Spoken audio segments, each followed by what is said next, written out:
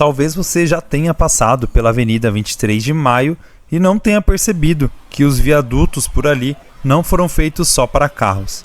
Eles foram pensados para receber uma linha de metrô aqui embaixo. Só que esse metrô nunca existiu. E mesmo assim, a estrutura dele ainda está ali, fazendo parte do cenário do dia a dia da capital. Então, bora entender essa história? Bora para mais um A Pé Por Aí? Salve galera, eu sou o Richard e hoje eu tô aqui na lateral da Avenida 23 de Maio para mostrar um detalhe bem curioso que existe aqui na Avenida 23 de Maio, ou melhor, nos viadutos da Avenida 23 de Maio. Alguns dos viadutos aqui, eles guardam uma característica de um passado de São Paulo que quase deu certo, com uma tentativa de fazer dessa região uma região de um eixo de transporte coletivo também e não só de carros. A gente vai falar hoje dos viadutos que tem toda uma característica única, mais precisamente o viaduto Pedroso e o viaduto Dona Paulina, que é esse que eu estou chegando aqui, que existem ali uns janelões, um mezanino. E eu não sei, vocês já tinham reparado que esses viadutos têm essa característica? Viaduto com janela e meio oco assim não é muito normal, né? Então eu queria saber se vocês já viram isso, deixa aí nos comentários também, se vocês já sabiam dessa história.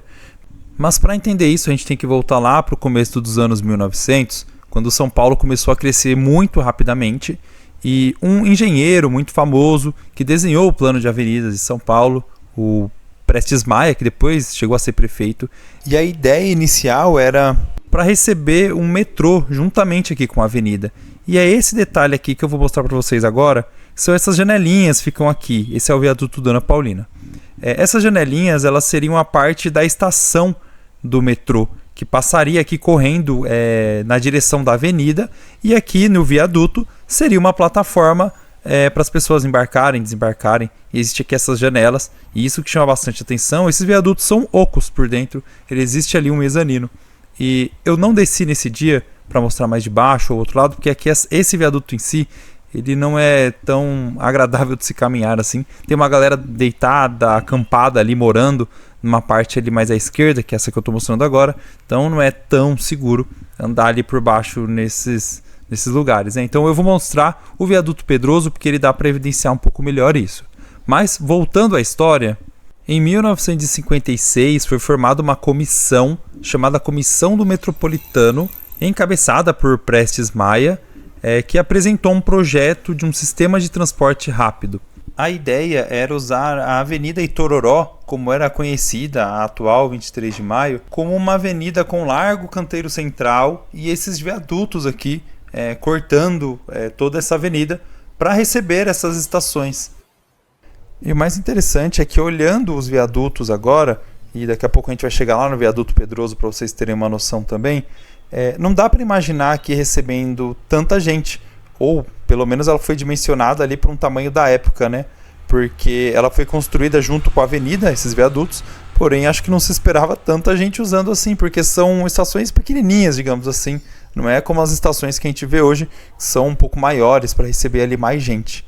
E agora aqui chegando no viaduto Pedroso, dá para ter uma noção um pouquinho melhor, porque esse viaduto ele também é maior. Então seria uma estação que receberia um pouco mais de gente, ou pelo menos eles esperavam isso, talvez, porque ele já é um pouco maior que o outro viaduto que a gente estava. E tem um detalhe interessante que tem as entradas ali por cima. Infelizmente eu acabei perdendo uma das imagens, infelizmente, porque eu vou explicar o motivo para vocês ali na frente. Mas reparem aqui as janelonas dele como são bem maiores, e dá para ver que daria para receber muito mais gente. Inclusive o vão embaixo desse viaduto aqui, ele é bem maior, e aqui sim a gente consegue ter uma noção melhor de uma composição, de um trem do metrô passando ali por baixo. Esse viaduto aqui, ele já chegou a receber pessoas agora ultimamente. Ele foi um centro ali social para receber pessoas em situação de rua, em vulnerabilidade, para passar a noite, atendimentos sociais, coisas desse tipo. Então isso aqui não deixou de ser usado, apesar de ter assim uma aparência, para quem passa de fora é bem feio, né? Você olhar, ele é bem mal cuidado, visto de fora. E eu queria ter tido a oportunidade de entrar lá para gravar, mas um dos lados, que é esse aqui que eu estou na calçada, ele está completamente fechado. a entradinha ali no chão, então não dá para acessar. Do outro lado até está aberto, mas estava entrando bastante gente no momento que eu fui gravar, e a própria câmera que eu estava segurando na mão, o pessoal já deu umas olhadas assim bem tortas, então nem ousei entrar lá, porque eles estavam recebendo atendimento psicológico se eu li direito ali na plaquinha, então eu acabei nem entrando. Mas aqui dá para ver que tem até um lixo acumulado, a estrutura não está assim das melhores, e tem essa entradinha aqui, essa fechada, não dá para entrar, mas dá para imaginar aqui você descendo para chegar numa estação e pegar o seu metrô ali embaixo, né? E é bem interessante, porque fica num viaduto que eu acho que passa despercebido no dia a dia da maioria das pessoas, porque é uma gradezinha aqui, um portãozinho fechado, talvez você não dê nada para isso, mas era um projeto super interessante. A outra entrada é essa aqui, que eu acabei perdendo a imagem, o vídeo que eu tinha gerado dele, por algum motivo ali eu apertei o botão errado da câmera e não deu para pegar direito, mas a outra entrada ela é aberta e ela fica desse outro lado aqui do viaduto.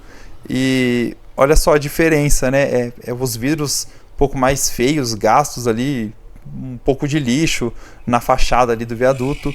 Então, assim, não é algo convidativo, mas é um detalhe, assim, parece que ele ficou realmente abandonado, porém ele tem esse uso ainda hoje.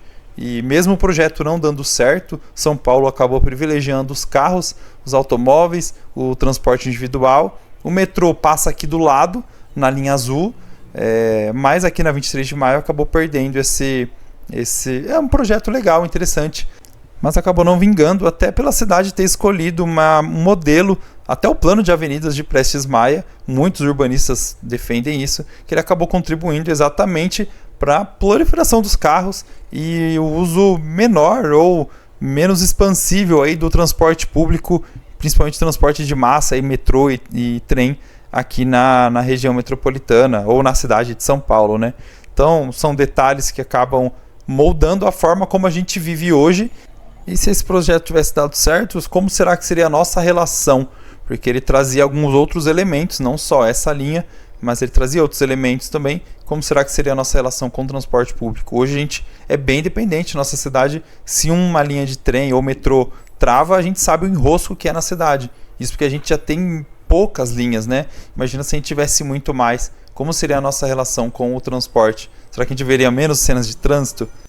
E interessante, é um prédio ali com uma fachada, uma propaganda do Maluf para prefeito, super antiga, que apareceu ali na paisagem. E aqui na frente tem uma obra da estação da linha laranja do metrô, que está chegando aqui na região, vai vir lá da Brasilândia, vai ligar aí faculdades, áreas que recebem tem bastante apelo cultural, escolas, e vai ligar lá com a zona norte de São Paulo, chegando até aqui o centro.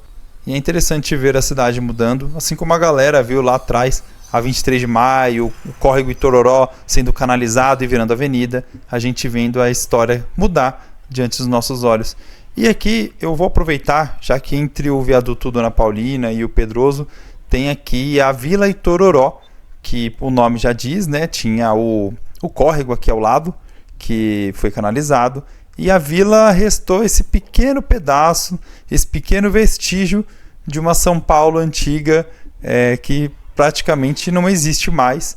E essa Vila Itororó aqui, ela é um patrimônio tombado. Tem algumas casas mais preservadas, algumas casas mais bonitinhas ali, mas tem algumas que você olha assim, você fala, meu, isso aí vai desabar a qualquer momento. Porque até as escolas, assim, é um negócio que se olha assim de fora, para quem é leigo, parece que qualquer chuva forte vai derrubar tudo isso, né? Mas é um local tombado, tem alguns eventos culturais, existe um café lá dentro, e dá para dar uma visitada também se você estiver passando aqui na região a pé. É um local que vale bastante a pena, porque guarda esse pequeno, uma pequena parte da nossa história, uma pequena parte da cidade de São Paulo, que está aqui preservada. Mesmo que você olhe e não dê muita coisa para ela, tem bastante coisa interessante aqui. Ela começou bem luxuosa, foi construída em 1920 por Francisco de Castro, mas aos poucos a Vila Itororó começou a entrar em declínio e na década de 40 ela foi invadida e começou a se transformar num cortiço. Aqui teve a primeira piscina privada de uso público de São Paulo e ela era enchida com as águas do córrego Itororó, que ficavam aqui ao lado. Então são detalhes aqui bem interessantes, bem bacanas, de mais um ponto super interessante. Caminhar por essa região é super legal, você descobre detalhes escondidos, detalhes visíveis que talvez a gente passe no dia a dia e não preste muita atenção, e vale muito a pena dar essa olhada. Esse vídeo aqui foi uma sequência que eu saí lá do Vale do Anhangabaú, fui até a Sé, da Sé eu fui para Liberdade, da Liberdade eu desci aqui para essa região, que está tudo aqui bem próximo, então dá para caminhar bastante, dá para conhecer bastante coisa fazendo essa caminhada, sempre atento aos movimentos aí da galera ao redor, mas é uma caminhada bem legal de se fazer para quem quer conhecer um pouquinho mais dessa região de São Paulo. Eu vou ficando por aqui, eu agradeço se você chegou até aqui nesse vídeo. Se você gostou, deixa o seu like, porque isso ajuda demais a gente a continuar trazendo esse conteúdo aqui. Se você chegou por esse vídeo, quiser se inscrever, a gente posta vídeos aí todas as semanas sobre São Paulo e a Grande São Paulo. E eu vou agradecer muito você se inscrever e deixar um like aqui nesse vídeo, beleza? Muito obrigado por assistir e a gente se vê nos próximos vídeos.